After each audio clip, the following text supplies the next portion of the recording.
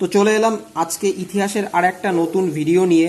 আজকে আমরা একটা ইম্পর্টেন্ট টপিক সম্পর্কে জানবো, সেটা হচ্ছে বুদ্ধিস্ট কাউন্সিল।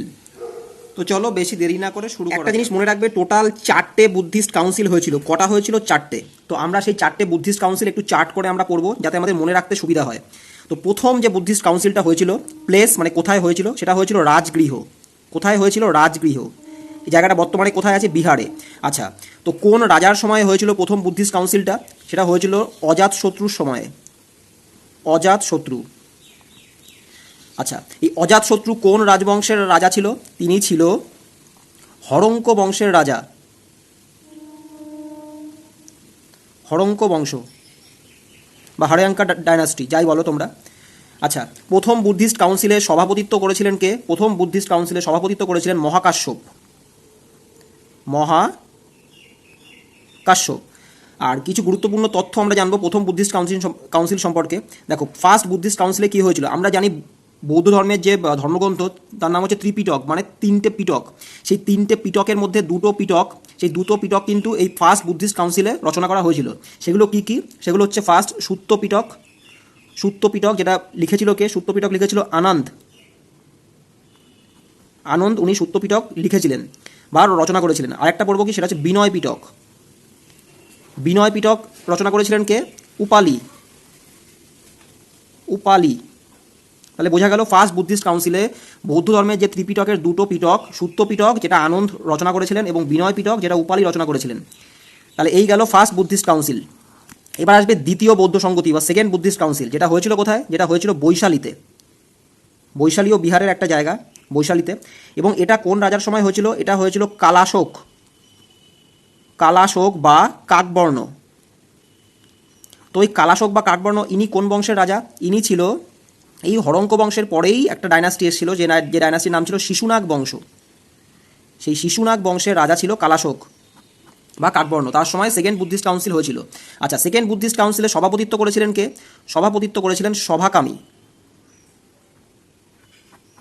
আর সেরকম গুরুত্বপূর্ণ কিছু তথ্য আমরা সেকেন্ড বুদ্ধিস্ট কাউন্সিলে পড়বো না, ঠিক আছে? তো এবার একবারে চলে যাব তৃতীয় বৌদ্ধ সংগতি, খুব ইম্পর্টেন্ট তৃতীয় বৌদ্ধ সংগতি, যেটা হয়েছিল কোথায়? যেটা হয়েছিল পাটলিপুত্রে। পাটলিপুত্রে হয়েছিল। আচ্ছা, কোন রাজার সময় হয়েছিল? দ্য ফেমাস কিং অশোকের সময় তৃতীয় বৌদ্ধ সংগতি বা থার্ড বুদ্ধিস্ট কাউন্সিল হয়েছিল। আচ্ছা, অশোক কোন বংশের রাজা ছিল? খুব ইম্পর্টেন্ট, মৌর্য বংশের রাজা ছিল অশোক। তো তৃতীয় বৌদ্ধ সংগতির সময় সভাপতিত্ব করেছিলেন কে? সভাপতিত্ব করেছিলেন উপগুপ্ত। এই উপগুপ্তের আর একটা নাম আছে, যেটা হচ্ছে মোগালিপুত্তিসা। মোগালিপুত্তিসা,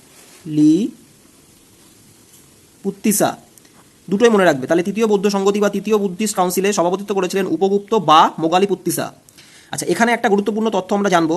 আমরা এই যে ফার্স্ট বুদ্ধিস্ট কাউন্সিলের সময় পড়েছিলাম যে বৌদ্ধ ধর্মের 2টো পিটক ছিল, সুত্ত পিটক এবং বিনয় পিটক। এই 2টো রচনা হয়েছিল এবং অবশিষ্ট আর একটা যে পিটক আমাদের পড়েছিল, সেটা হচ্ছে অভিধর্ম পিটক। সেই অভিধর্ম পিটকটা সংকলন বা রচনা করা হয়েছিল কবে? এই থার্ড বুদ্ধিস্ট কাউন্সিলের সময়। এটা একটু মনে রাখবে। তাহলে থার্ড হয়ে গেল। এবার পড়বো আমরা সবথেকে গুরুত্বপূর্ণ বুদ্ধিস্ট কাউন্সিল, যেটা ফোর্থ বুদ্ধিস্ট কাউন্সিল, যেটা হয়েছিল কোথায়? যেটা হয়েছিল কাশ্মীরে। মতান্তর মানে অনেকের মতে কোথায় হয়েছিল? এটা জলন্ধর, কাশ্মীর বা জলন্ধরে। আচ্ছা, কোন রাজার সময় হয়েছিল? ইনিও একজন ফেমাস রাজা, কনিষ্ক। কনিষ্ক কোন বংশের রাজা ছিল? কুষাণ বংশের রাজা। তাহলে কুষাণ বংশের রাজা কনিষ্কর সময়ে চতুর্থ অর্থাৎ শেষ বৌদ্ধ সংগতি হয়েছিল। আচ্ছা, ফোর্থ বুদ্ধিস্ট কাউন্সিলে সভাপতিত্ব করেছিলেন কে? এখানে সভাপতিত্ব করেছিলেন বসুমিত্র। এক্ষেত্রে আর একটা কথা মনে রাখবে, অশ্বঘোষ, আমরা একজনের নাম জানবো, যে অশ্বঘোষ যিনি রচনা করেছিলেন বুদ্ধচরিত, সেই অশ্বঘোষ, এই অশ্বঘোষ ছিলেন কিন্তু বসুমিত্রের ডেপুটি চেয়ারম্যান। সংক্ষেপে লিখলাম ডি ফর ডেপুটি চেয়ারম্যান। অশ্বঘোষ তাহলে বসুমিত্রের ডেপুটি চেয়ারম্যান হিসেবে কাজ করেছিলেন চতুর্থ বৌদ্ধ সংগতিতে। এবং এ সম্পর্কে একটা গুরুত্বপূর্ণ তথ্য আমরা জেনে রাখবো, চতুর্থ বৌদ্ধ সংগতির সময় বৌদ্ধ ধর্ম 2টো ভাগে ভাগ হয়ে যায়।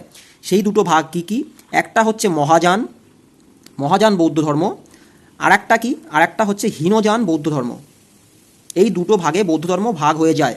এটা একটু মনে রাখবে তোমরা। আমি পরে আলাদা ভিডিও করে এটা বলে দেবো যে মহাযান বৌদ্ধ ধর্ম কাকে বলে বা কী জিনিস, এবং হীনযান মহাধর্ম কী জিনিস, এটা পরে আমি ভিডিও করে বানিয়ে দেবো। তো চলো, এই ছিল বৌদ্ধ সংগতি বা বুদ্ধিস্ট কাউন্সিল। যদি ভিডিওটা তোমাদের একটু কাজে লেগে থাকে তাহলে একটা লাইক করে দিও ভিডিওটাতে, আর চ্যানেলটা সাবস্ক্রাইব করে পাশে থেকো। তো চলো, টাটা।